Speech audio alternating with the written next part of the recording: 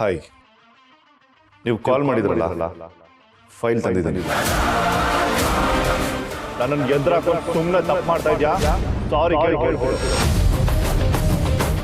Actually ನಾನು ಆಫೀಸಿಗೆ ಬರೋದು ಲೇಟ್ ಆಯಿತು, ಸೊ ಅದಕ್ಕೆ ನಿಮಗೆ ಫೈಲ್ ಕೊಡೋದು ಲೇಟ್ ಆಯಿತು. I am sorry about that.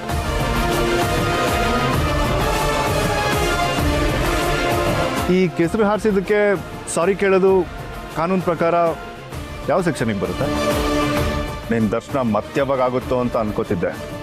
ಅನ್ಕೊಂಡಂಗೆ ಆಯಿತು ನೋಡು. By the way, I am ಅಗ್ನಿ, ಈ ಕಂಪ್ನಿ ಎಕ್ಸಿಕ್ಯೂಟಿವ್ ಡೈರೆಕ್ಟರ್.